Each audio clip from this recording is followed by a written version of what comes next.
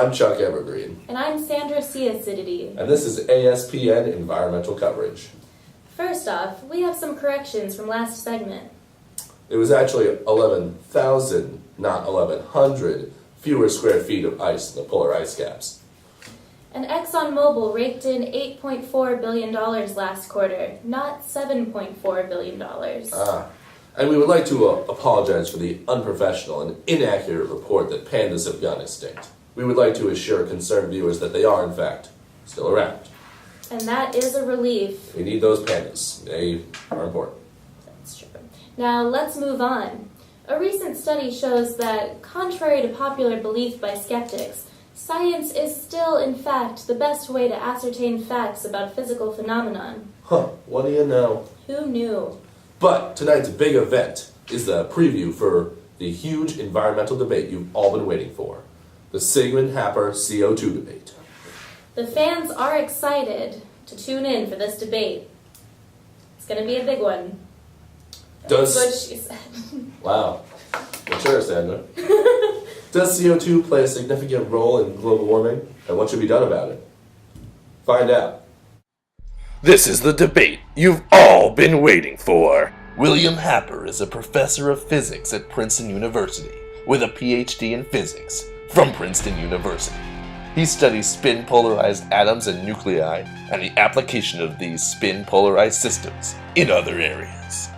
Daniel Sigmund is the Dusenberry Professor of Geological and Geophysical Sciences at Princeton University with a PhD in oceanography from MIT. He studies the global cycles of biologically active elements, in particular, nitrogen and carbon. One debate, two viewpoints.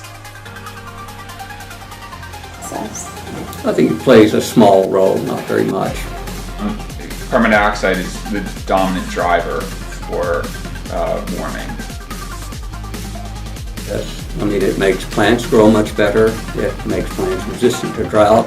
That fertilization effect can be overcome by limitation by other nutrients like nitrogen. Well, the models don't work. I actually have here a picture of 117 models. Not one of them predicted the temperature for the last 20 years. Rise in carbon dioxide doesn't seem to be extremely sensitive to what kind of calculation or model is used. They're constantly bombarded by propaganda from the mainstream media, by the President of the United States, and so what are they supposed to believe? You know, experts like Al Gore and Harlan, what's the guy, Schwarzenegger, you know, great climate scientists. Scientists respond to the available resources for doing research. So if there is more funding in a given area, scientists will quickly or slowly tend to move into that area, and I do think that is a concern.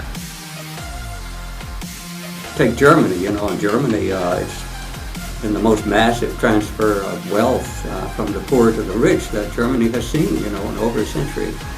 Because people who can afford it, they put solar panels on their roofs, they get subsidy from the government.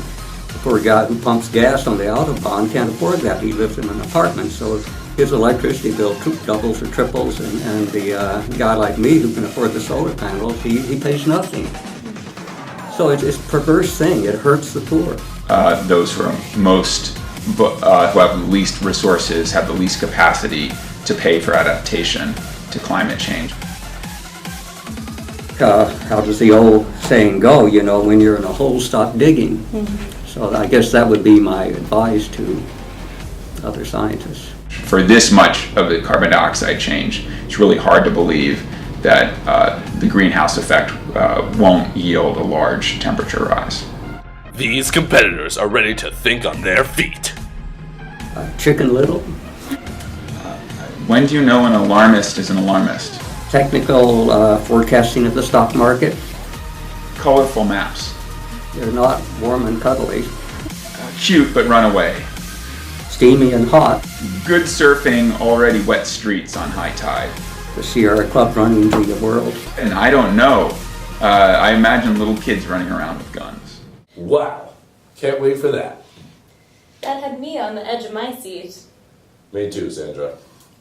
Each side of the debate represents a large scientific community, though Sigmund's has significantly more support. That's right. According to a poll by the NASA, 97% of climate scientists agree with Sigmund. But the minority has been right before, Chuck. You remember when we thought the Earth was flat. Right you are. Though when we interviewed passers-by, the opinion was decidedly in favor of Sigmund. And fans were ready to cheer for their scientist. Go Sigmund! Woo! Go Sigmund! Yeah, go Professor Sigmund! Yay, Professor Sigmund! Tell all those doubters they are wrong. Some of his die-hard fans even referred to him by his nickname, Sigmund. Yeah, Sigmund! Give me an S. Give me an I. Give me a G. Give me an M. Give me a U. Give me an N. Give me a D! It seems that our crew couldn't find any of Happer's fans. Elusive, those Happer fans. That they are. Well, that's all we have for today, but thanks for tuning in. And make sure to tune into the big debate next week. I'm Sandra C. Acidity. And I'm Chuck Evergreen, and this has been ASPN Environmental Coverage. Good night.